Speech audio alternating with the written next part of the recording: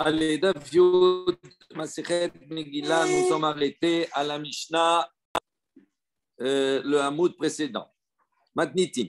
En ben Shilo l'Yerushalayim, et là chez Shilo, Ochlim, Kadashim, Kalim ou Maaser, Sheni, Bechol Haroe. B'Yerushalayim, Nifnim, Minahoma. Donc, on dit la différence qu'il y a majeure entre Shilo et Yerushalayim. Vous savez que le Mishkan, quand le peuple d'Israël est rentré en Eretz avec Yehoshua, on va voir que le Mishkan, avant d'arriver à Yerushalayim avec la construction du Beth Amikdash par Shlomo HaMelech, le Mishkan va passer par différentes étapes. La première, c'est Gilgal, après Shilo, il va rester un certain nombre d'années à Shilo, et après, il va partir à Nob, à Gibon, et après Yerushalayim.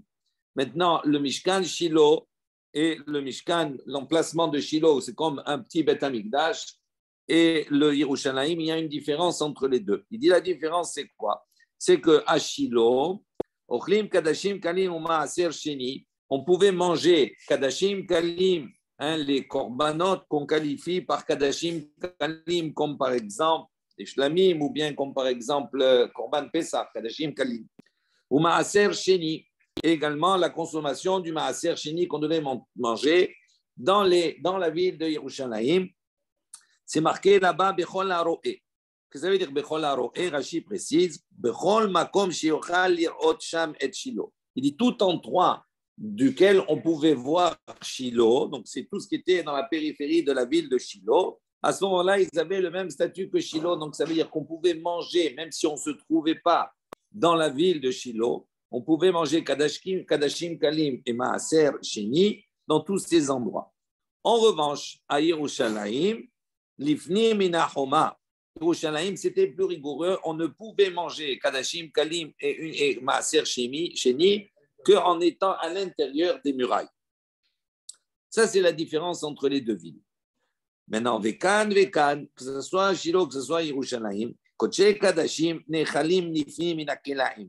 On ne pouvait manger Kadashim, Kalim, c'était dans le même principe que lorsqu'on était à l'intérieur des Klaim. Klaim, ce sont les rideaux qui déterminaient le Mishkan et qui correspondraient plus tard également aux murailles, d'accord, du Beth Amikdash, de la Hazara, du parvis du Beth Amikdash. On pouvait manger Kadashim Kalim qu'à l'intérieur, pas dans la ville de Jérusalem. Et là, c'est la même chose pour Shilo. On ne pouvait manger Kadashim Kalim que quand on était dans les Klaim, c'est-à-dire les rideaux qui définissaient le Mishkan. Kedushat Shilo, un autre point. Kedushat Shilo, yesh achareha eter. La Kedusha de Shilo, yesh achareha eter. Ça veut dire quoi? Ça veut dire qu'on va voir qu'à partir du moment où le Mishkan s'est installé à Shilo, il n'y avait plus de possibilité d'utiliser ce qu'on avait vu hier, les bamot, les hôtels particuliers. Il y a les Bama Gdola qui était à Shilo. Maintenant, à partir du moment où Shilo a été détruit, c'est par le Mishkan s'est déplacé. À ce moment-là, Yesh Achareha Eter. Cette autorisation de réutiliser les hôtels particuliers revient en place. En revanche, Kedushat Yerushalayim, à partir du moment où il y a la Kedusha de Jérusalem, le Beth Amikdash est en place. En Achareha Eter, selon la Mishnah, il n'y a plus d'autorisation après cela, même si le Beth Amikdash a été détruit, on n'est plus autorisé à faire des korbanot, d'accord, sur des hôtels particuliers. Ça, c'est une différence également dans la Gdusha de Shilo et la Gdusha de Yerushalayim. Gemara, on va revenir sur la Gemara maintenant. Amar Rabbi Yitzhak, il dit comme cela, Shamati makribim bebet chonio. J'ai entendu qu'on peut maintenant sacrifier dans le bâtiment, dans le Mishkan, dans le Misber, dans l'hôtel de Chonio. Alors juste, on s'arrête quelques instants. Bisman Azé de nos jours. Donc, Bet Chonio, vous avez le premier Rashi ici de la Gemara, qui est intéressant juste de faire. Todarabah. Rashi nous dit, Misbeach Chonio, l'hôtel de Chonio qui c'est Beno Shel Shimon Hatzadik. Chonio, c'était un des fils, il y avait Shimei et Chonio, c'était un des fils de Shimon Hatzadik. Shimon Hatzadik, c'était un Kohen. Bana Bama, il a construit une Bama, un hôtel, Bemitzrayim, en Égypte, les Shem Shamaim. Donc, il y a une marloquette qu'on ne va pas développer ici, maintenant, dans la Sechet Nahot, etc., sur est-ce que lorsque Honyo, quand on est après le Bet Amikdash, d'accord, Shimon HaTzadik, c'est un des derniers de la Grande Assemblée. Shimon HaTzadik, c'était un Kohen. Et il y a toute une histoire entre ces deux enfants, etc. Tout cela, je vais passer l'histoire maintenant. Mais il y a une marloquette. Est-ce que le Misbéar, l'autel que Honyo a construit en Égypte, est-ce qu'il a fait les Shem Shamaim, c'est-à-dire que les sacrifices qu'il a portés, c'était pour Akadosh Baruch Hu, ou est-ce que ces sacrifices-là, il a dévié et il a porté pour la Avodah Zarah? Alors, il y a une discussion. On va voir que dans notre Gemara ici, il semble que l'opinion soit de dire que Bet Honyo, c'était les Shem Shamaim. Et Rabbi Yitzhak, qu'est-ce qu'il dit? Shamati, j'ai entendu que maintenant, Bisman Azé, de nos jours, on peut apporter des sacrifices, les Shem Shamaim, sur l'autel de Honyo, même si on se trouve en dehors du Beth Amikdash et que Yerushalayim est détruite. Donc, si on dit comme cela, Kassavar, ça veut dire que Rabbi Yitzhak qui pense, Bet Honyo, la Bet Avodah Zara'i. Première indication que d'après son enseignement, il semblerait qu'il considère que le Misbéach, l'autel de Honyo, n'est pas destiné à la Avodah Zarah. Et Kassavar également, il pense, Kedushat Rishona, Kitcha Lisha'ata, Velo Kitcha Li'atid Lavo. Que la Kedusha Rishona qui s'est trouvée à Yerushalayim, c'était une Kedusha qui était momentanée au moment où le Beth Amikdash existait. Mais une fois que le Beth Amikdash a été détruit, Lo Kitcha Li'atid Lavo, cette Kedusha ne perdure pas. Donc si elle ne perdure pas à Yerushalayim, ça sous-entend qu'on a le droit à ce moment-là d'apporter des corbanotes sur des autels particuliers. Ça, c'est ce qu'on déduit. Dirtiv, comme il est marqué dans le Passouk, nous on voit cela, Kilo batem ad ata el amenucha vel nahala. On voit ici que le Passouk dit qu'à partir de quand on ne pourra plus apporter des corbanotes uniquement au Beth Amikdash, uniquement Kilo batem, vous pouvez jusqu'à maintenant apporter, car vous n'êtes pas encore arrivé jusqu'à maintenant, el amenucha, d'accord, à la menucha, c'est-à-dire au repos, vel nahala et à l'héritage. Donc, qu'est-ce que ça veut dire Menoucha et Rabbi Yitzhak qui fait comme ça? Il dit Menoucha, ça fait allusion Menoucha, au moment où le Mishkan s'est posé. Zé Shilo, ça fait allusion à la ville de Shilo où il était uniquement Menoucha, il était posé, mais il n'y avait pas encore l'héritage, il n'y avait pas le partage total de toutes les terres d'Israël. Nahala, en revanche, Nahala, Zo Yerushalayim, ça fait allusion à Yerushalayim. Et il fait Mekish Nahala Limnoucha, il fait un Hekesh. Il relie la Menoucha et la Nahala. Ma Menoucha, de la même manière que la Menoucha, c'est-à-dire quand il était à Shilo, Yeshachareha Eter, après la destruction de Shilo, eh bien, la Gdusha qui était à Shilo, elle était momentanée. Donc, après Shilo, l'utilisation des Bamot, des hôtels particuliers, était autorisée. Il dit Af Nahala, la même chose pour la Nahala, c'est-à-dire même lorsque le Beth Amikdash va être à Yerushalayim, à partir du moment où Yerushalayim va être détruit, Yeshachareha Eter. Et après cette destruction, de nouveau, l'autorisation d'utiliser les bamot, les hôtels particuliers, reviennent en place. Ça, c'est Rabbi Yitzhak. Amroule, les Chachaim lui ont dit, Amarta, ils ont dit, tu as dit vraiment cela? Amar Lehu, il leur a répondu, Rabbi Yitzhak, il leur a dit, non, lo, je n'ai pas dit ça. Amar Rava, Rava, il dit, Ha Elohim Amra, Ugmirna lamine. Il dit, bien sûr qu'il a dit. Et en plus de ça, j'ai appris de lui, j'ai entendu de sa bouche. Donc j'ai appris de lui. Comment il peut dire non maintenant? On pose la question, Maïtama, Kaadarbe. Il dit, pour quelle raison Rabbi Yitzhak, il est revenu sur ses propos? Il dit, Mishum Kashia de Rav Meri. Il dit, à cause de la question de Rav Mari, des motifs, Rav Mari, on va voir que Rav Mari va poser une question, il va objecter à ce qu'il pense et il va lui dire Kedushat Shilo yesh achareha eter, Kedushat Yerushalayim en achareha eter. Donc il va lui rapporter notre Mishnah où on voit marqué clairement que la Kedusha de Shilo, après la sanctification de Shilo, yesh achareha eter. Après sa Kedusha, il y a de nouveau l'autorisation d'utiliser des bamot. Tandis que la Kedusha de Yerushalayim, c'est fini. À partir du moment où elle a été mise en place, la Kedusha est éternelle. Et donc, si elle est éternelle, même après sa destruction, il n'y a pas d'autorisation de faire des sacrifices en dehors du Mikdash. Donc, on voit qu'il lui a posé une question contraire à ses propos. Ve'od, et également, ce qui va le faire changer d'avis.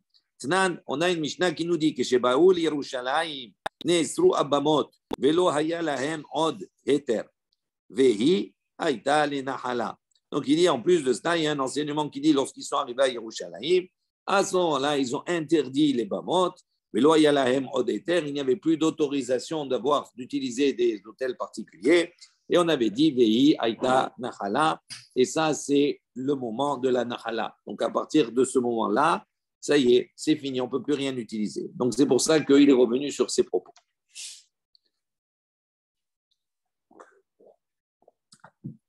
Agmara dit Tanahe, en vérité, c'est Machloket Tanaïm. La Machloket Tanaïm à propos de quoi? Est-ce que Kedusha Rishona, est-ce que la Kedusha de Yerushalayim, la première Kedusha, c'est une Kedusha Lesheata avec Kedusha Leatid Labo, c'est une Kedusha qui est perdure, et donc je n'ai plus le droit, même après sa destruction, de faire des sacrifices en dehors du Mikdash. D'accord? Ou bien est-ce que la Kedusha qu'il y a eu à Yerushalayim était momentanée, et qu'une fois que Yerushalayim a été détruit, à ce moment-là revient l'autorisation de faire des sacrifices en dehors du Mikdash. Il dit ça, c'est Machloket Tanaïm. Amar Rabbi Eliezer, Rabbi Eliezer, il a dit, donc on va proposer cela tout simplement comme discussion entre Tanaïm. Rabbi Eliezer dit, Shamati, j'ai entendu, que Jayu Bonim Ba Echal, lorsqu'on a construit le Echal, Osim Kelaim la Echal ou Klaim la Azara. On a dans la construction, on a d'abord défini, on a mis en attendant de construire, on a mis Kelaim des rideaux pour définir l'emplacement du Echal. Et Kelaim la Azara également des rideaux, des tentures pour définir la Azara, le parvis. Et là, chez Ba'echal, Bonim mi Bachutz, ou Ba'azara, Bonim mi Bifnim. Et lorsqu'ils ont construit le Echal, Bonim mi Bachutz, ils ont construit à l'extérieur de ces tentures. Parce que pour ne pas que lorsqu'ils construisent, le Echal, c'est quoi? C'est l'endroit où il y a le Kodesh et le Kodesh à Kodashim. Donc pour ne pas que quand ils construisent, ils se retrouvent à l'intérieur. Donc, ils construisaient de l'extérieur, à l'extérieur des tentures, de manière à ce qu'ils puissent toujours être à l'extérieur du Echal. En revanche, quand ils construisaient la Hazara, Bonim et Bifnim, ils pouvaient construire à l'intérieur des tentures, il n'y avait pas de problème. Ça, c'est l'opinion de Rabbi Eliezer. Donc, on voit que Rabbi Eliezer, il considère que pour pouvoir construire, il fallait d'abord délimiter les endroits. Avant de construire, ils ont délimité l'endroit du Echal par des Klaim, l'endroit de la Hazara, et en attendant, ils pouvaient apporter des korbanot. Donc Rabbi Eliezer considère que quoi? Que pour pouvoir apporter des korbanot, il y avait besoin qu'il y ait la forme du baït. Tandis que Rabbi Yoshua, il a dit, Shamati, j'ai entendu, chez Makribim al-Bajin, chez Baït. Lui, il dit, Rabbi Yoshua, il dit, j'ai entendu qu'on pouvait apporter des korbanot Afalpi, chez Baït, même s'il n'y avait pas encore Baït. Ochlim, Koché Kadashim, on pouvait manger Koché Kadashim, les sacrifices les plus saints comme le Korban Hatat, Afalpi, chez Kelaim, même s'il n'y avait pas encore les tentures qui définissaient le Baït, la maison. Kadashim Kalim ou Maaser Sheni, on pouvait consommer Kadashim Kalim, les sacrifices les plus légers, ou Maaser Sheni également, la dîme, la deuxième dîme. Afalpi, Shen, Homa, même s'il n'y avait pas encore les murailles, d'accord, qui entouraient Mipne. Pourquoi? Chez Kedusha Rishona Kisha Leshata, Ve Kisha Leatid Labo. Parce que la Kedusha Rishona est une Kedusha qui est, non, elle n'est pas momentanée, c'est quelque chose qui va rester éternellement. Donc on voit que Rabbi Yoshua considère que tant qu'on n'a pas marqué le lieu, on pouvait consommer tout cela et apporter des sacrifices, même en dehors du Beth Amikdash. Donc, il considère qu'à partir du moment où le Beth Amikdash était en place, à ce moment-là, la Kedusha de Yerushalayim, elle est éternelle. Donc puisqu'il est en machloket avec Rabbi Eliezer, Miklal de Rabbi Eliezer Savarlo Kitchal et Atid Lavo. Donc, Rabbi Eliezer, on voit qu'on peut déduire par là qu'il pense que la Kedusha de Yerushalayim n'est que momentanée. Et donc, elle se perd avec sa destruction. Donc, on voit effectivement qu'il y a machloket sur ce sujet-là entre Rabbi Eliezer et Rabbi Yoshua de Tanaïm. Amar les Ravina, les Ravashi. Ravina, il dit à Ravashi, il dit non. Mimaï, en quoi tu peux déduire que la machloket entre les deux, c'est ce point-là? Dilma peut-être découler Alma, Rishona, Kitchali Shata, Kitchali Atid Labo. Il dit peut-être que les deux pensent, Rabbi Eliezer, Rabbi Yoshua, considèrent que la Gdusha Rishona, la première Gdusha, au moment de la construction de Yerushalayim, du Beth Amikdash, est une Kedusha qui est éternelle, elle ne part jamais. Et donc, on n'a plus le droit de faire des corbanotes, même après la destruction du Beth Amikdash. Alors, quel serait l'objet de la discussion de Rabbi Eliezer et Rabbi Yoshua? Il dit, Omar, Maïdishmi Ale Kamar, Omar Maïdishmi Ale Kamar, peut-être qu'ils ont rapporté simplement les uns comme les autres ce qu'ils ont entendu. Ça ne veut pas dire qu'ils sont en marloquette. Un, puisque c'est marqué Shamati, j'ai entendu, j'ai entendu. Un a rapporté ce qu'il a entendu, l'autre, il a rapporté ce qu'il a entendu. Vechitema Kelaim, les Rabbi Eliezer, la Mali. Si maintenant tu vas dire que pour Rabbi Eliezer, oui, lui, il pense que la Kedusha n'est que momentanée. Il dit à ce moment-là, Kelaim les Rabbi Eliezer. Pourquoi Rabbi Eliezer, il a besoin de mettre des Kelaim, de mettre les tentures, les rideaux? Il dit l'itsni'uta be'alma. Il dit non, c'est simplement pour un problème de tsni'ut, c'est-à-dire ça ne semble pas être comme ça construit dans la rue. Donc, c'est-à-dire pour délimiter qu'il y ait une certaine intimité. Et là, donc on va proposer autre chose. On va dire, et là, qui hane tanahe. Et on va dire non. Donc on n'a pas la preuve que la marloquette entre Rabbi Eliezer et Yoshua, c'est sur ce point-là. Et on va rapporter donc d'autres tanaïm et on va dire que la marloquette, elle se situe à ce niveau-là. Des Tania. D'où on voit, il y a une baraïta qui nous dit Amar Bishmael Rabbi Yossé. Rabbi Ishmael, le fils de Rabbi Yossé, a dit Lama manu chachamim et elu. Dit pour quelle raison les chachamim ont compté et elu. On va voir que ici Rashi rapporte Be'alo harbe ayush et elu. On parle ici lorsqu'ils sont revenus d'exil, Ayarot Nimnu, et ils vont compter les villes. Beperek Batra de Arachin, Rashi dit dans le dernier chapitre de Arachin, les Inyan Bate Irchoma, d'accord, à propos des villes qui sont fortifiées. Parce que définir une ville fortifiée depuis l'époque de Yoshua ben Nun, ça a des incidences halachiques, on va les voir plus tard. D'accord? Entre autres, par exemple, pour la lecture de la Megillah. Est-ce qu'on lit le 14 ou est-ce qu'on lit le 15? D'accord? Donc, il dit, on voit quand ils sont revenus de l'exil, il dit, à propos, les Inyan Bater Chomar, Lomar, Shayou Mokafot, Mamimot, Yoshua ben Nun, ils ont défini, ils ont compté un certain nombre de villes au nombre de 9, on va voir. Ils vont dénombrer 9 villes qui ont le statut de ville fortifiée depuis l'époque de Yoshua ben Nun. Bencham Yoter Mitisha. Et il dit, il n'y a pas plus que 9. C'est une question, il dit. Donc, on revient sur l'agma. Amar Rabbi Ishmael Rabbi Yossi.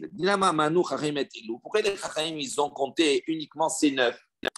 Keshialou Bnei Agola, il dit pourquoi? Alors, il répond les camps ici parce que Keshialou Bnei Agola, lorsqu'ils sont remontés de l'exil, Matsu et Elou, ils ont trouvé ces villes-là, des Kidshum, ils les ont sanctifiées, ils leur ont donné une Kedusha. Aval, Harishonot, Batlu, Mishe Batla Haares. Et la première fois, elles ont été, leur Kedusha a été annulée lorsque la terre a été, d'accord, la Kedusha de la terre a été annulée, parce ils ont été exilés. Donc on voit d'ici, Alma, Kasavar, Kedusha, Rishona, Kitchale, Sha'ata, Belo, Kitchale, Atid Lavo. Donc si on dit comme cela, qu'ils ont eu le besoin de sanctifier, lorsqu'ils sont revenus de Galout, de resanctifier ces villes fortifiées, entre autres Yerushalayim, etc. Donc ça veut dire qu'avec la destruction, eh bien, la Kedusha, elle est partie. Donc elle n'était que momentanée. Urminu, donc ça c'est l'opinion de Rabbi Ishmael de Rabbi Yossé. Ok? Urminu, on vient objecter. Parce qu'on cherche Machloket Tanaïm honnête. Amar Rabbi Ishmael de Rabbi Yossé. Ce même Rabbi Ishmael de Rabbi Yossé dit, écoutez bien, Vechi Elu Bilvad Hayou, il dit, est-ce qu'il n'y avait que ces 9 villes qui étaient fortifiées, qui ont été nommées?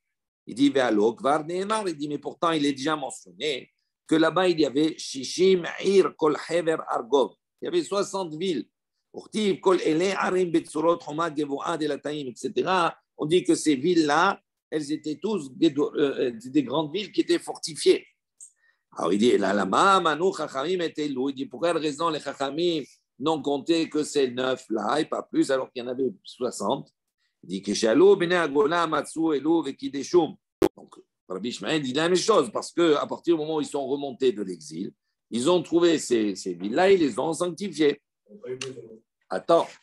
Donc là, pour le moment, il n'y a pas de question. Maintenant, la Gemara, elle dit, Vekid des Choum, la baraïta continue. Est-ce que vraiment, ils les ont sanctifiés? Ils avaient besoin Ashta, il dit Ha Amre, l'autre sricha les kadouché. Il dit pourquoi? Parce qu'on va voir dans la Sefa, là-bas, Rachid dit les commandes de Sefa de Amatidin Goufa, l'autre sricha les kadouché. Dans la suite, on dit on n'avait pas eu besoin de les sanctifier.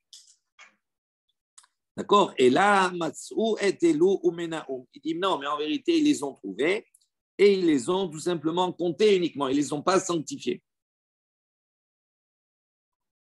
Vélo Elou Bilvad. Pas simplement que c'est neuf. Et la kol chez Ta'ale Lecha Masuret Beyadecha Me'avotecha. Il dit, mais tout ce qui, toutes les villes qui, après, par transmission de soins, vont être définies comme cela, chez Mokevet Romain Mimotio Shoab Bin Nun, Kol HaMitzvot Alalu Noagin Ba, Mipnei Kedusha Rishona Kitcha Le'Sha'ata, Kitcha Le'Atid Lavo. Et donc, on finit la suite de cette baraïta, nous dit qu'en vérité, il n'y a pas que ces neuf, mais toutes celles qui vont être par transmission, qui vont être définies comme étant des villes fortifiées depuis l'époque de Yoshua bin Nun, toutes ces villes-là, on va appliquer les mitzvot halalou noagim ba, les mitzvot qui s'appliquent à l'intérieur. Alors, juste à titre indicatif, Rashi dit kol mitzvot halalou, il y a anohagot be'arechoma, les mitzvot qui se pratiquent dans les villes fortifiées. Par exemple, Shiluach Metzora, c'est-à-dire on renvoyait le Metzora de ces frontières, de ces fortifications. Kriyat Megillah également pour définir la lecture de la Megillah, Bahamisha Asar, également Be'abayit Halud Ba, les Sof Shana. Quand quelqu'un vend, alors qu'il est en difficulté, il vend une maison dans une ville fortifiée, on sait qu'il a une année pour pouvoir la racheter. S'il se retrouve à ce moment-là, il se refait. Donc, ce temps d'une année, elle est liée à la fortification. Donc, on voit que les fortifications, depuis l'époque de Yoshua bin Nun, jouent un rôle important dans certaines mitzvot. Donc, on voit ici que quoi? Et on conclut, donc on dit, pour quelle raison maintenant on les a comptés? Il dit, Mipne, donc on déduit, chez Kitshou, chez Kedusha Rishona, Kitcha Lisha'ata, et Kitcha Le'atid Lavo, pour dire qu'elles n'ont pas perdu leur Kedusha, et donc on considère que la Kedusha première ne s'est jamais arrêtée, donc elle n'était pas momentanée. Donc on a ici à ce moment-là, Kushia de Rabbi Ishmael à de Rabbi Ishmael. On a une question de Rabbi Ishmael sur lui-même. D'après le premier enseignement de Rabbi Ishmael, on voit qu'il considère que la Kedusha n'est que momentanée. D'accord? D'après ce deuxième enseignement, il dit que la Kedusha elle est permanente. Comment c'est possible? Deux réponses. Une première réponse, très Tanaï à l'Ibad de Rabbi Ishmael. En vérité, il y a eu deux Tanaïm qui ont rapporté chacun de son côté un enseignement de Rabbi Ishmael, et bien entendu, il y a un des deux qui n'est pas tout à fait juste. Oui, qui est faux. L'Ibad de Rabbi Ishmael, Rabbi Yossé. L'Ibad et Tema. Si tu veux, je te donne une autre réponse. Ha Rabbi El-Azar, Rabbi Yossé, Amara. Il dit, non, ce n'est pas Rabbi Ishmael, c'est Rabbi El-Azar, Rabbi Yossé qui a dit un enseignement. Détania, d'où on voit. Rabbi El-Azar ben Rabbi Yossé, il a dit Asher lo choma. Il fait la dracha. Ça veut dire Asher lo choma, qui a des murailles. Et le lo, il est écrit avec un vav et un aleph.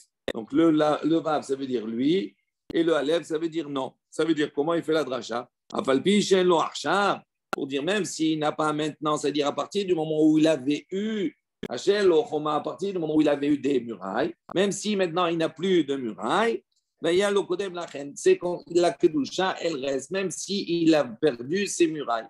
Donc, ça, c'est Rabbi Lazar, Rabbi Yossé, qui considère comme cela. Donc, c'est pas, donc il y a deux opinions. Donc, on voit ici que quoi? Qu'entre Rabbi Ishmael, Rabbi Yossé et Rabbi Lazar, Rabbi Yossé, il y a un Machloket Tanaïm. Est-ce que Kedusha Rishona, Kitcha Lisha'ata, Kitcha Le'atid Lavo ou pas?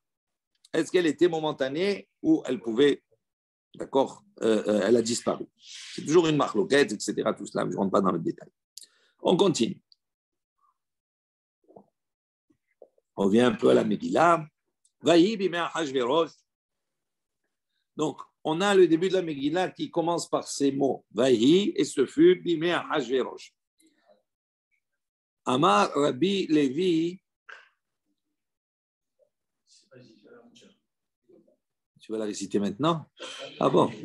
Amar Rabbi Levi l'a dit. Veitema Rabbi Yonatan, il y a de ceux qui disent c'est Rabbi Yonatan. Davar Zem Yasuret Biyadenu, nous avons donc une tradition, un enseignement entre nos mains, mais un tchèque Knesset Agdola, qui vient depuis les hommes de la grande assemblée. Kolma, comme tout endroit. Shneimar Vayehi, où le texte commence par les mots Vayehi, Eno Ela Lashon Sa'ar. C'est un langage qui explique, qui exprime un malheur, une difficulté. D'accord? Et on va apporter un certain nombre de preuves dans un premier temps. Vaï, par exemple, Vaï bimé Achashverosh. Donc, ce fut au temps d'Achashverosh. Quel est le tsar, quelle est la difficulté, le malheur à cette époque-là? Hava Haman. C'est l'apparition de Haman qui a voulu détruire le peuple juif. Vaï bimé Shevot HaShoftim. Ce fut à l'époque des Shevot HaShoftim, l'époque des juges où les juges étaient jugés. C'est Ruth. Hava Ra'av. On a dit là-bas, c'est quoi la problématique? C'est quoi le tsar? C'est qu'il y a eu à la suite de ça, Ra'av, la famine. Vaï qui est Adam la rov. Il dit, ce fut quand au début où les hommes se sont multipliés. Vayar Hashem ki rabba hara'at ha'adam. À propos du Maboul. Akadosh Baruch Hu a vu quoi? Rabbat ra'at ha'adam. De quelle manière les hommes se sont rendus de plus en plus mauvais. Donc on voit ici, Vaï, c'est le ra'at ha'adam. Ensuite, Vaï benosam mikedem. Havan ivne lanu ir. Donc, ils ont voyagé Mikedem du sud, Vahavalanu Nivnaïr, à propos de Migdal Babel, la tour de Babel. Donc, on voit ici Vaï, et la conséquence, c'est qu'ils ont construit la tour de Babel avec les conséquences qu'on connaît, la dispersion et le mélange des langues. Après, c'est marqué Vaï Bimé Amrafel. Il dit ce fut à l'époque d'Amrafel. La suite, là-bas, à Soumilhama, on voit qu'après, dans cet épisode, ils ont fait la guerre. Vaï Biyot Yehoshua Bericho.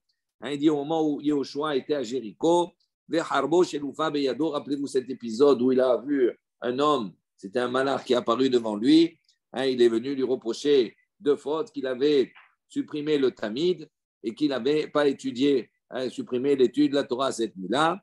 Et on dit là-bas qu'il est venu avec une épée qui était dégainée, on va dire, entre ses mains. Ensuite, Vaï Hashem et Yehoshua.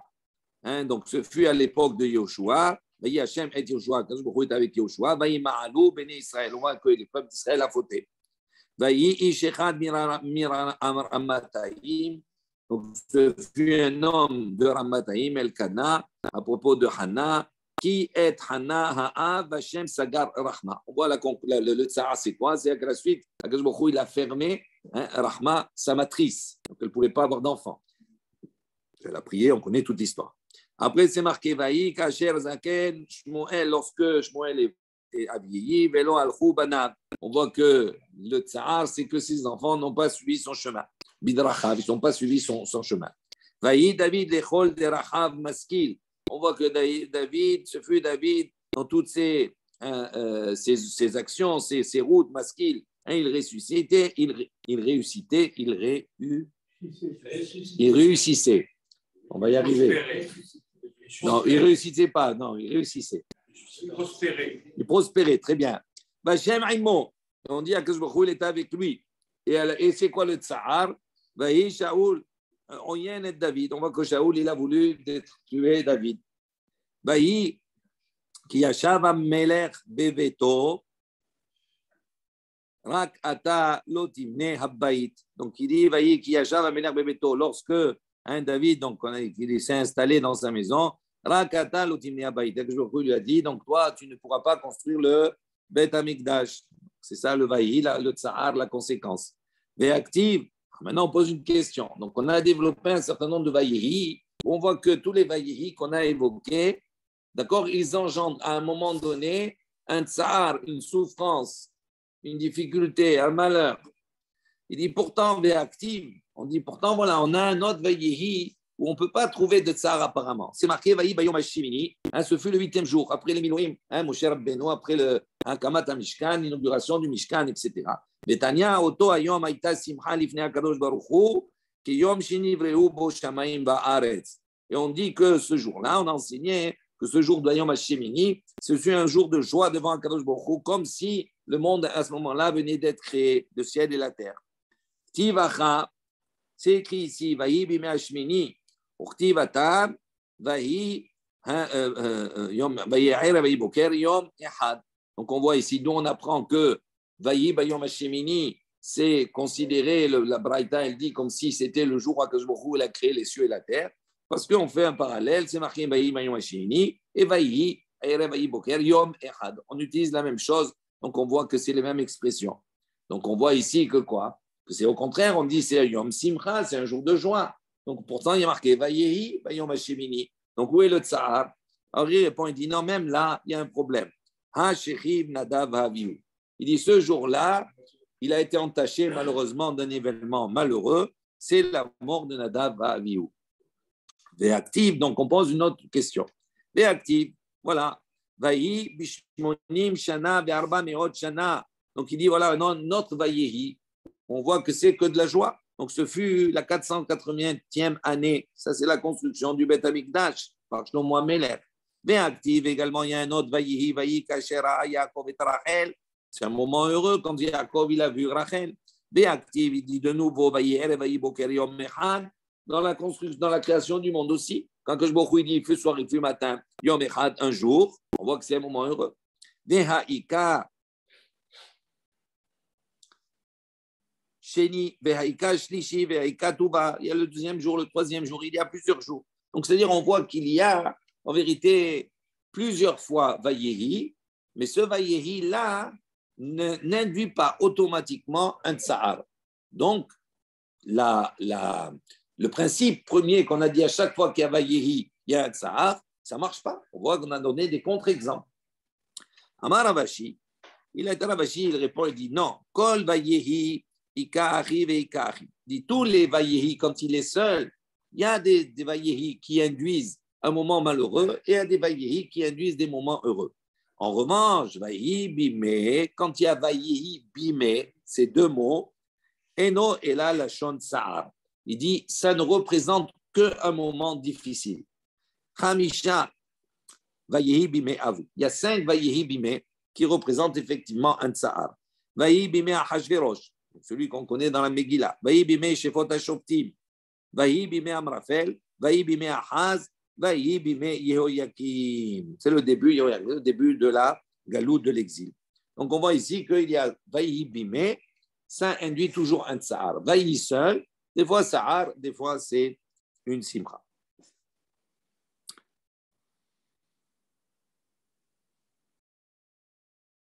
Ve'amar Rabbi Levi, davar ze masoret biyadenu. Et Rabbi Levi dit, par la même occasion, donc il dit, voilà, masoret biyadenu, nous avons une tradition, mais à beauté, nous de nos pères, que quoi? Amot ve'amsaya ahimavu.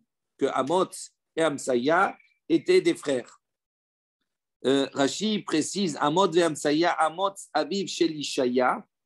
Amot, c'était le père de Ishaya, le Navi Ishaya. Ve'amsaya melech Yehuda. Et Amsaya, c'était le roi de Judée. Donc, c'est deux personnages. Un qui était Navi, très important, et un qui était Melech, qui était roi. Et on a dit par tradition que les deux étaient des frères. Il dit, qu'est-ce que ça vient nous enseigner? Qu'est-ce que Rabbi Levi vient nous apprendre? Qu'est-ce qu'il veut nous dire particulièrement? Il dit que Amar Bishmuel Bar Nahmani vient enseigner et apporter ce que Rabbi Shmuel Bar Nahmani a dit. Amar Rabbi Yonatan, au nom de Rabbi Yonatan, il a dit comme ça: Kol kala shi'it tnu'a bebet hamia zocha biyotzim mimena melachim unvi'im. Il dit toute kala, toute bru, ouais, toute bru, shi'it tnu'a bebet hamia, qui est pudique, d'accord, qui est cachée dans la maison de son beau-père. Zocha, elle méritera à ce moment-là, qu'il sorte d'elle, elle va mettre au monde Melachim Unveim, des rois et des prophètes. Menalan, d'où on apprend cela? Mitamar, de Tamar Yehuda, vous connaissez l'histoire. Dirtiv, c'est marqué à ce propos-là, Yehuda il dit, Yehuda l'a vu, il l'a considérée comme une prostituée, car elle a caché son visage. Alors, on ne comprend pas ici le passage. Il dit, il dit, parce qu'elle s'est caché le visage, il a cru que c'était une prostituée. Une prostituée, elle ne se couvre pas. Au contraire, c'est l'inverse. Alors, pourquoi on a dit Kiriseta Pania? Il a cru que c'était une prostituée. Il dit, et là, il dit, non, en vérité, comme cette Tamar, elle avait l'habitude chez son beau-père de se couvrir le visage. Mais là, il ne la connaissait pas. Il ne savait pas à quoi elle ressemblait, tellement elle était pudique. Zarta, donc on voit que quoi? C'est pour ça qu'il a cru que c'était une zona. Pourquoi? Parce qu'elle était découverte. Mais comme elle se couvrait chez son beau-père et qu'elle n'a jamais, elle était pudique, donc il a cru que c'était une prostituée. Maintenant, il a eu une relation avec elle et on sait que de elle va y avoir des enfants. Il dit maintenant, Zarta, par cela, elle a eu le mérite que d'elle sortent Melachim Unviim. Parce qu'elle parce qu'elle était pudique chez son beau-père, elle va mettre au monde dans sa descendance des rois et des Nevi'im. Melachim, quels sont les rois? De David, Nevi'im, et les Nevi'im et les prophètes. D'Amar Rabbi Levi, Masoret Biyadinu, dont on apprend que les Nevi'im également, elles sont sorties d'elle. Parce qu'on voit Rabbi Levi, il a dit Masoret Biyadinu, mais nous, on a une tradition. Amos, mais Amsaya, Achimayu, que Amos et Amsaya, c'était deux frères. Urtiv, comme c'est marqué, Hazon Ishayahu ben Amos. Donc on voit ici que quoi? Que Amsaya, il était Meler Yehuda, donc il était de la descendance de David, et qui était de la descendance de Tamar. Et on voit que Amos, Hazon Ishayahu ben Amos. Ishayahu, d'accord, qui lui était un Navi, et son père c'était Amos. Donc on voit ici que quoi? Pourquoi on a besoin de rapporter l'enseignement de Rabbi de Lévi pour nous montrer que ces deux frères, le chidouche c'est quoi? Que il a mis au monde Nevi'im et l'autre des Melachim, des rois. Et donc comme ils étaient descendants de Tamar, donc on voit que c'est ça. Celui qui c'est une Kala qui se couvre, qui est pudique chez son beau-père, elle a le srout d'avoir des Nevi'im et des Melachim.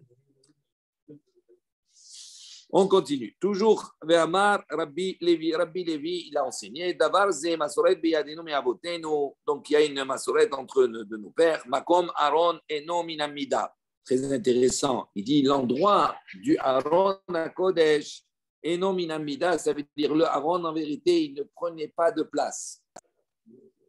Le Aaron, d'accord, il était dans le Kodesh à Kodashim. On va voir que le Kodesh à Kodashim, il avait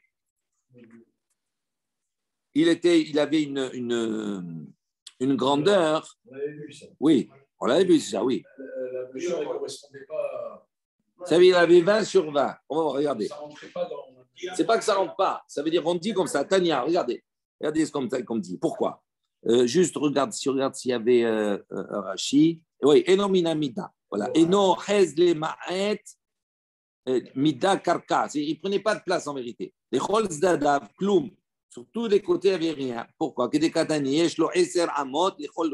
Parce qu'on dit que le Aaron, de chaque côté du Aaron, il y avait 10 amot.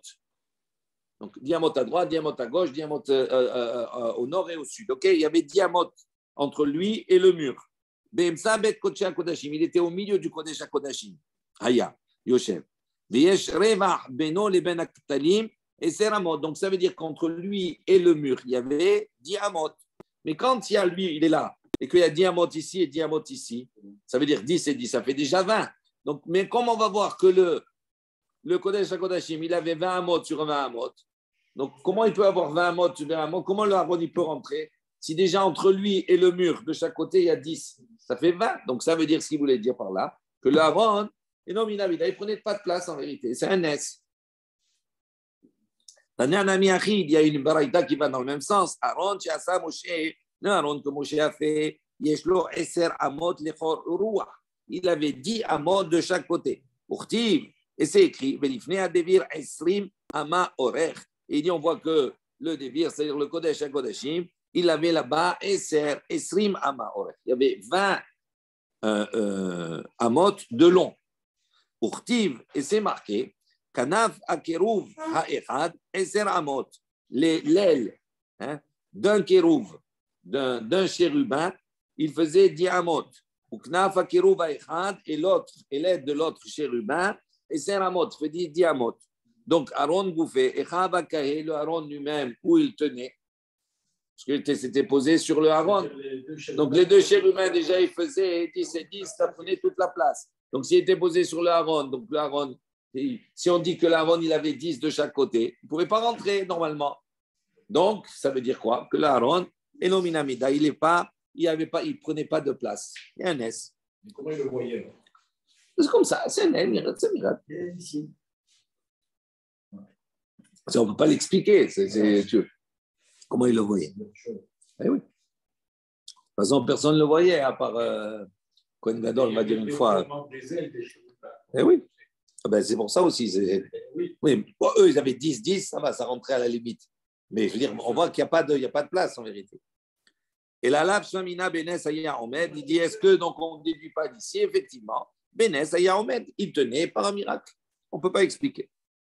Ne me demandez pas, je ne suis pas Kohen Gadol, je ne suis pas rentré voir. Donc, en plus de ça.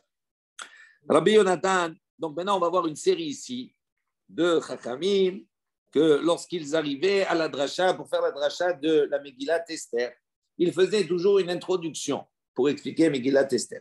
Cette introduction, ils le faisaient avec des psukim et on va voir ici un certain nombre d'introductions de différents Chachamim. Rabbi Yonatan Batarla Pitha Lehai Parashta Meacha.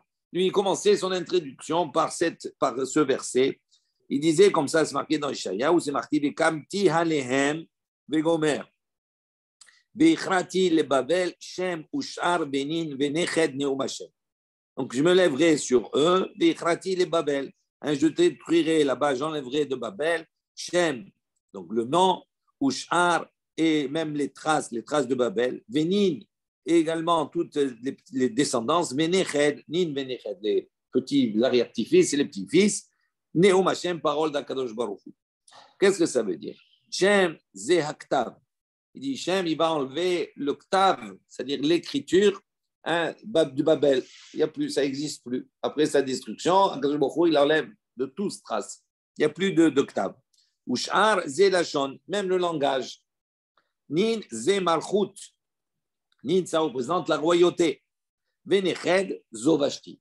Et la postérité, on va dire, ça correspond à Vashti. Parce que Vashti, on va voir qu'elle était la petite fille de Nebuchadnezzar, Melech Babel. Donc ça, c'est l'introduction de Rabbi Yonatan. Rabbi Shmuel bar Nachmani patar la par pitha le'ay parshata meacha. Lui, il commençait, Rabbi Shmuel bar Nachmani, d'une autre manière. Il apportait un autre pasuk, c'est marqué Tahata na'atzutz ya'ale berosh. Uthata sirpad ya'ale hadas.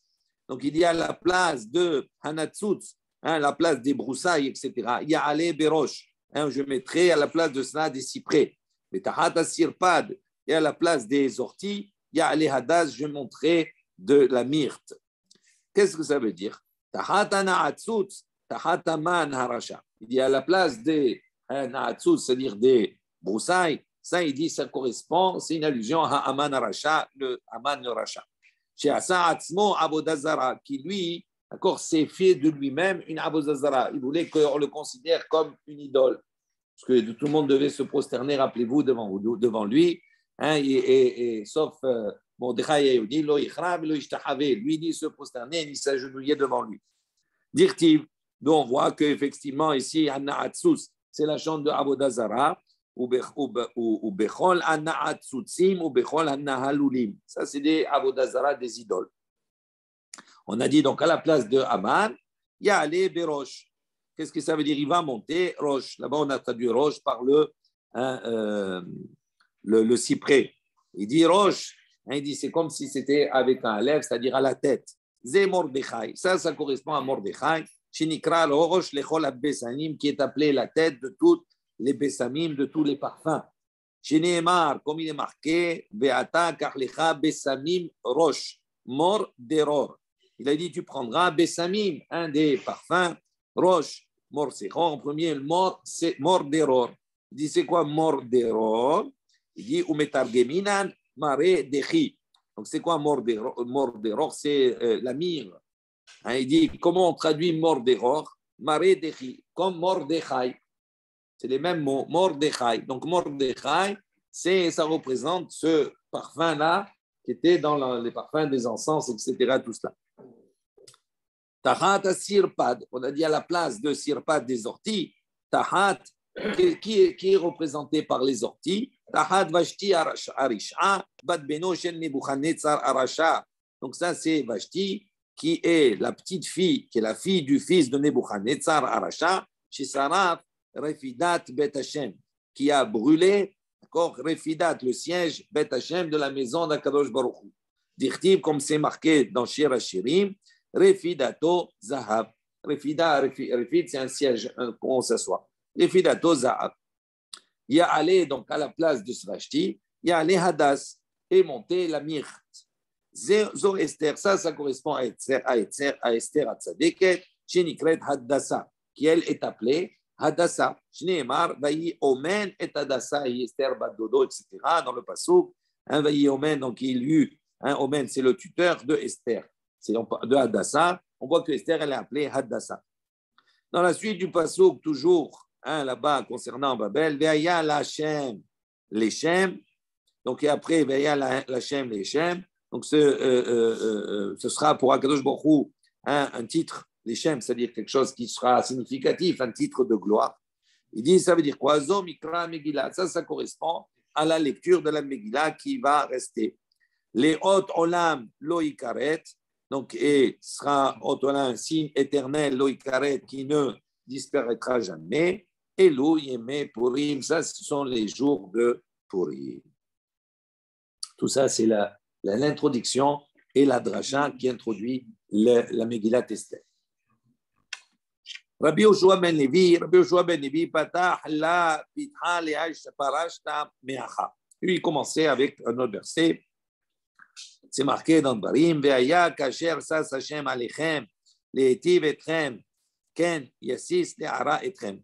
Il dit de la même manière que Kadosh Baruch Hu ve'aya kasher sas Hashem alechem. Lorsque Kadosh Baruch Hu va se réjouir sur vous, le'etiv etchem, pour vous apporter le bien, ken de la même manière yasis le'ara, Kadosh Baruch Hu se réjouira le'ara etchem, pour le mal qu'il va vous apporter. Alors la Gemara elle pose, il dit est-ce que vraiment Kadosh Baruch Hu il se réjouit de la chute des Réchaïm? Comment on dit? De la même manière qu'il se réjouit pour vous apporter le bien, il se réjouit pour vous apporter le mal. C'est-à-dire quand il fait tomber un rachat, Kadosh Baruch Hu il se réjouit. Mais actif, pourtant c'est mentionné. Betzet lifne ahalut ve'omrim. Il dit Betset, il venait à Halouz, donc au moment où ils vont sortir devant les ennemis, devant la guerre, etc., tout cela, Veomrim, ils vont triompher, Veomrir, ils vont dire Odou Lachem, donc ils vont louer Lachem, Akadosh Baruch Hu, le Olam Hasdo, car son chesed, sa bonté est éternelle. Et Amar Rabbi Yochanan, il a posé une question pourquoi ils n'ont pas dit Odou Lachem, Kitov, qui le Olam Hasdo? Ils n'ont pas dit Kitov, car il est bien. Pourquoi? Donc, Malonémar, Kitov, Beodazo. Pour quelle raison il n'a pas dit Kitov dans ce remerciement? Parce que justement, Akadosh Baruch Hu ne se réjouit pas de la chute des Réchaïm, ce sont des êtres humains. Et Rabbi Yochanan, il a dit effectivement à ce sujet, que veut dire le passouk dans Shemot, Velo Karab Ze Elze, Kol Halayla, ils ne se sont pas approchés les uns aux autres toute la nuit. Là, on parle quand le peuple d'Israël s'est retrouvé, d'accord, poursuivi par les Égyptiens. On va voir que la nuée, etc., elle s'est mise entre les Égyptiens et le Ham Israël au moment de la traversée de la mer. Donc, on voit ici que Gros Karab Zé Kol Halayla. C'est-à-dire, Bikshou, qu'est-ce que ça veut dire qu'ils ne sont pas approchés? Bikshou, Malachi Al-Sharet, Lomar Shira. À ce moment-là, les Malachim, les anges, ils ont voulu faire une Shira, faire un chant à Kadosh Baruch Hu parce qu'il va faire périr les Égyptiens dans l'eau. Amar Kadosh Baruch Hu, à ce moment-là, Kadosh Baruch Hu a dit Maase Yadai Tov'in Bayam Ve'atem Omrim Shira. Il a dit comment? Mes créatures sont en train de se noyer dans l'eau et vous allez faire un chant. Donc on voit que Kadosh Baruch Hu ne se réjouit pas de la chute des ennemis d'Israël, des Réchaïm. Donc comment toi, tu as compris le passouk? Tu as traduit, tu as dit Kacher, Sas Hashem Alechem Netiv, Etrem, Ken Yassis Le'ara Etrem. Ça veut dire ce passouk. Amar Bil'azar, ou Enosas. Il dit non, Bil'azar, il dit, c'est pas Akadosh Baruch Hu. Akadosh Baruch Hu, il ne se réjouit pas. Et là, avant la Hérim, mais 6. Mais en revanche, il rend joyeux les autres. C'est-à-dire les ennemis d'Israël qui vont s'attaquer au peuple d'Israël maintenant, parce qu'ils ont fauté malheureusement. Donc, Akadosh Baruch Hu va leur amener, il va leur amener le Onesh, la sanction. Eh bien, quand ceux qui vont attaquer Israël, c'est eux qui vont se réjouir de la chute d'Israël. Et on voit également dans le passou, quand on voit le passou, Ken Yassis, Veloptiv Yassous. C'est marqué Ken Yassis, c'est pas marqué Yassous. Yassous, c'est pas marqué que il se réjouit. Ken Yassis, ça veut dire il réjouira ceux qui vont attaquer maintenant le peuple d'Israël. Shema Mina, on entend ici. Ok, donc c'est pas Akash Baruch Hu qui se réjouit de la chute des Réchaïm. Il ne se réjouit pas, mais il fait réjouir ceux qui maintenant vont être les objets, ceux qui vont être les outils, entre guillemets, d'Akadosh Baruch Hu pour apporter maintenant la sanction à ces Réchaïm. Quand Haman a été pendu, ses enfants. On va voir après. Rabbi Abba Bar Kahana, Patar la Pitha Liaï Parashata. Lui aussi, donc, il a fait une introduction, mais à ici. C'est marqué les Adam, à l'homme, chez Tov les Fanav. Donc, pour celui qui est bien devant Akadosh Baruch Hu, Natan Chochma Veda'at Vesimcha. Il dit, il lui donnera la Chochma, la sagesse, la Da'at, la perception des choses, la joie. Il dit, Zé Mordechai Hatzadik. Ça correspond à Mordechai Hatzadik. Velahato, la suite du passouk, il dit maintenant celui qui va fauter, Natan Inyan les Sof ou Benichnos. Il dit à ce moment-là, il va s'occuper les Sof Benichnos, c'est-à-dire de rassembler, de rentrer. Il dit ça correspond à Haman. Ça correspond à Haman. Pourquoi? La tête, la tov, l'ifnei Elohim, Zé Mordechai. Donc donner le bien devant Akadosh Baruch Hu, ça c'est Mordechai. Et Esther. Dirtiv, comme c'est marqué, Batasem, Esther et Mordechai, Albet Haman. On va voir qu'à la fin, Esther et Mordechai vont être installés dans la maison de Haman. Rabba Bar Ofran, Patah, voilà. Donc, il veut dire par là que quoi? Que Haman, lui, qu'est-ce qu'il a fait? Il dit, Velahato, celui qui faute, Nathan, Inan, Lesov, Velichnos. Ça veut dire quoi? Ça veut dire, Haman, qu'est-ce qu'il a fait? Il a rassemblé, il a construit, il a fabriqué, etc. Et à la fin, qui c'est qui va profiter de tout cela? C'est Esther et Mordechai. Donc, c'est ce que ça veut dire. Pour celui qui faute, qu'est-ce qu'il lui donne en vérité à faire? Qu'à amasser tout cela. Mais qui va profiter de tout cela? Sadikim comme Esther et comme Mordechai. Rabba Bar Ofran patach la pitha le'ay parshata. Donc, Rabba Bar Ofran, il a commencé également son introduction, mais c'est marqué Vesamti kis'i be'elab ve'ha'avadeti misham meler ve'sarim. Donc, il dit Vesamti dans Yirmiyahu, j'ai posé kis'i, mon trône, mon siège, be'elab, à Elam, dans la ville, dans l'endroit de Elam. Ve'ha'avadeti misham, et j'ai détruit, j'ai perdu de là-bas, meler ve'sarim. Be'elam, Rachid explique. Il dit Shushan Habira Aïta Be'elam. La ville de Shushan se trouvait à Elam. Elam, donc c'est Babel. Dirti Besefer Daniel, comme c'est mentionné dans le Sefer de Daniel, Shushan Habira Asher Be'elam Hammedina. La ville de Shushan se trouvait dans l'endroit de Be'elam. Donc, Samtik ici, j'ai déposé mon trône à Elam. Ve'abati Misham Meler Vesarim. Meler, c'est qui? Donc, j'ai perdu, j'ai détruit les rois et les princes. C'est qui Meler? Zo Vashti. Ça correspond à Vashti, qui était de lignée royale. Vesarim, et qui sont les princes? Zé Haman, Baaseret, Banav. Ça, c'est Haman et ses 10 enfants. Bon, on s'arrête ici.